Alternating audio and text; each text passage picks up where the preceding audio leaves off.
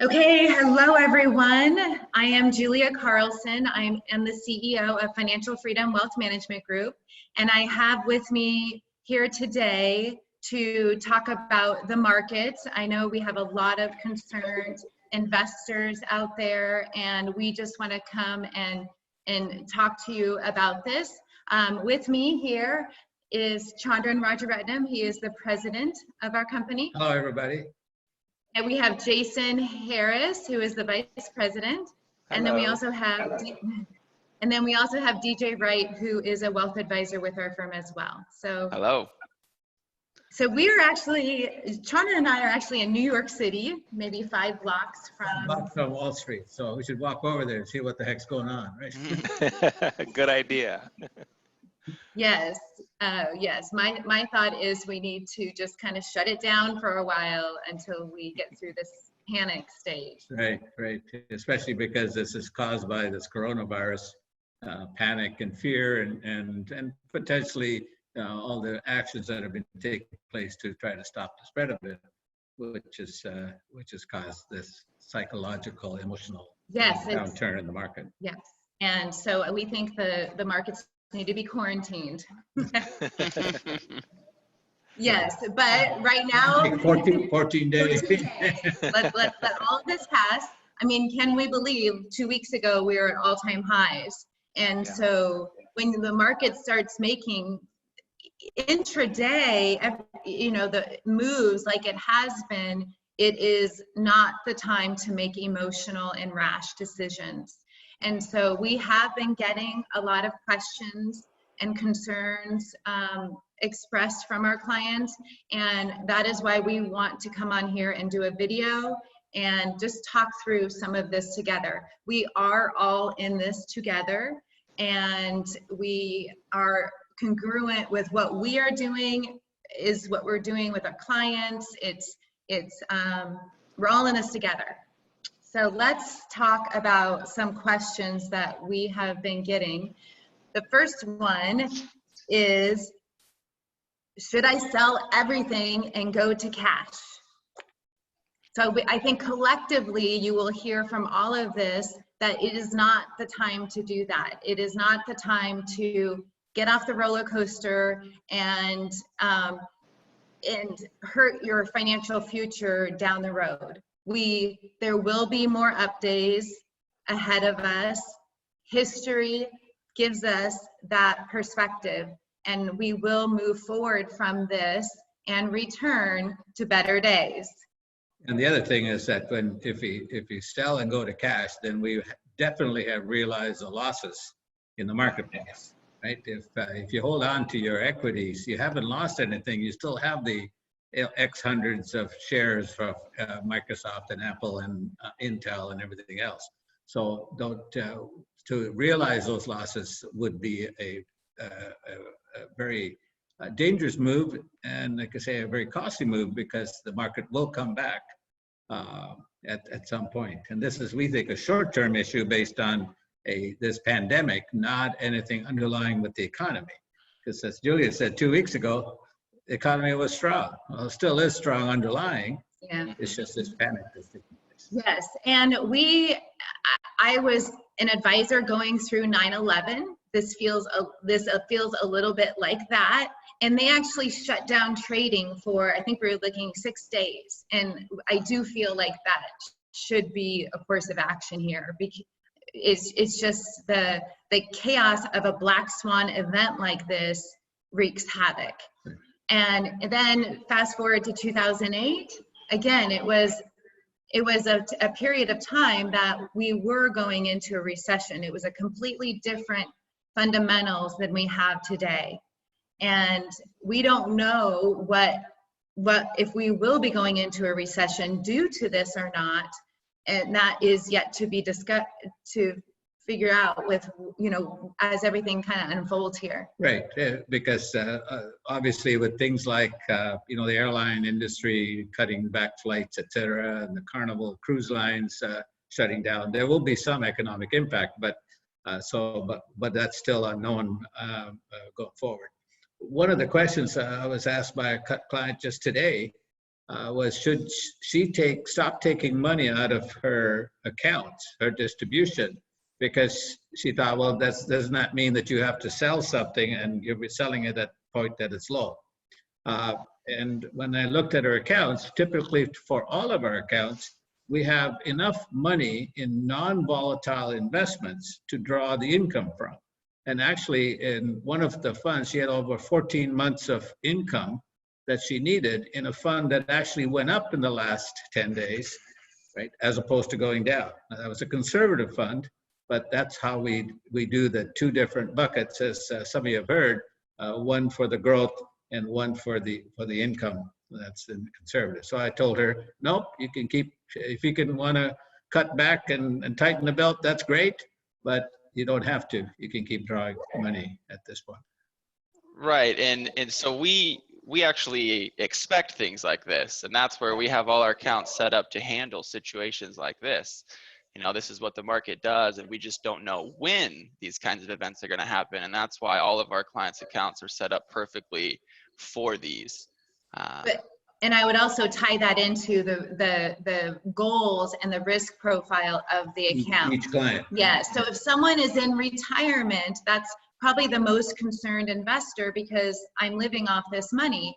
And like Chandran said, a piece of your portfolio is in more conservative funds that we take the income from that aren't going to be experienced by these wild swings. And that allows us to then not be so worried about the equity portion that will come back as this market recovers. That's right. I mean, at the 2008 recession, last time I looked, it was around 2 years and 9 months. If somebody hadn't sold their equity position, they would not have lost any money. So if it can last, so we look at 3 years as kind of the for people that need income, that we have enough income in the conservative funds for about 3 years of income. Because hanging on to the equities is the best way to make sure you get long-term growth. Yeah, and the beauty also is that we can look and say the equity side, the stock side, that's the piece that's experiencing the volatility. Your other pieces are a lot more conservative. And so with that, you're not going to see what's happening in the market on your account. It's just that small piece that's in the stock side. Yeah, so let's talk about maybe the clients that should be looking at this as a buying opportunity. And wealth is created in moments like this when you are not an investor yet, or you are just in that accumulation stage and you're building that wealth. Now is the time to face the fear and invest money. Because when we look back at this time, at this day, it could be, you know, the bottom. So that brings me to the next question. When is this going to end? Is this the bottom? And when do you see a bottom? So we don't have the glass ball. This could be a bottom, maybe not the bottom. It really depends on the news headlines, what happens with the coronavirus, the actions that are taken. You know, there's a lot of different factors that go into this, but there will be a bottom and we will move through this as we are resilient, the markets are resilient, and we cannot lose hope that this is all going to go down to zero. That's just not going to happen. I mean, the stock market, all the equities, all the different companies around the world, that is the world. That is progress. If you look at the last 90 years, through recessions, to a Great Depression, right? The long-term growth of stocks is somewhere between 10 and 12%, right? If you look at those, the large and small companies. With some huge downturns in 1929 and 2008.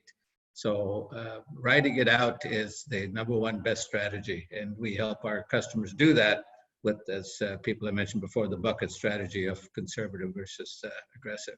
But if you're not retired and you're saving for retirement, you're 5 years away, 10 years away, stay the course. We'll take care of it.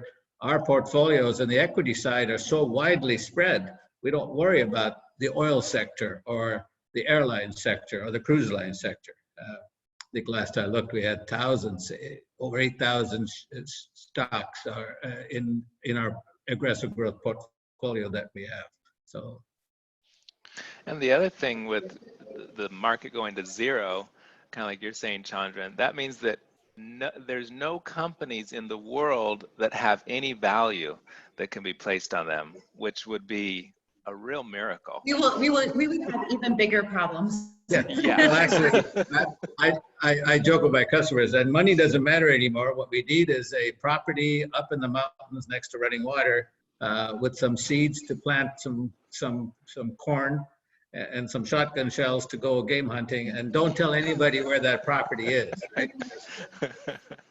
You already told me, Chandran, so. Okay. Yeah, where is that property? Oh, that's Undisclosed. Yeah, and I'll add one other thing. That's the beauty of investing, how we invest, widely held, right? If you're a stock picker trying to pick those winners, it can be a little bit scary right now, right? You're narrowly held. You're carrying on a lot more risk. Whereas when you own thousands of companies all over the planet, that is much, much safer at times like this. Yeah. So we want to stress it's normal to have these emotions of worry and anxiety and fear, but what we hope is that you will entrust this to us and allow us to do the worrying for you, and that this too shall pass. We're not taking it lightly. We are looking at this, and we just feel like hunkering down and writing this out is the best course of action. Julia, as you said a little earlier, another meeting we were at, we'll do the worrying for you as far as all of the investments and portfolio, right? We want you to take care of your health and be safe out there during this pandemic. We don't know what's going to happen, where it's going to go, but all those advice you hear about washing hands and not being too many public places with large crowds. The anecdotal evidence of individuals coming back from some place that they were visiting in England or Italy and then passing it on to one other person. Those are all things that are unknown, but the thing we can do safely is practice safe hygiene and be careful. You worry about that. We'll take care of the portfolio and the investments, including our own 401k, by the way. So it's also. And I would also say that we are set up to host virtual meetings. So if clients do not want to come into the offices, we can host virtual meetings. We plan on doing more of these updates regularly, so you can see what we're thinking, the updates on the investments. We honor if you want to stay out of the offices and stay out of the public, that is okay. And we are set up where we can remotely work. No, we should set up something called Radio Free Financial or something like that. Like, it used to be Radio Free Europe, so we'll call it Radio Free Financial. So we'll work on all sorts of ways to keep you informed about what's going on. But we're worrying about it. We've got your back, and we feel we got a very good strategy to ride this out. Any last thoughts, DJ or Jason? No, I think we've covered it. It can be scary, but we're right here with everybody. So absolutely, stay the course. That's right. We're here. Ready, be well. Yeah. Okay, and if you have any questions, please feel free to email us. Let us know. Our email that you can use for anyone is financial.freedom@lpl.com. Okay, take care, everyone. Take care. Bye. Bye.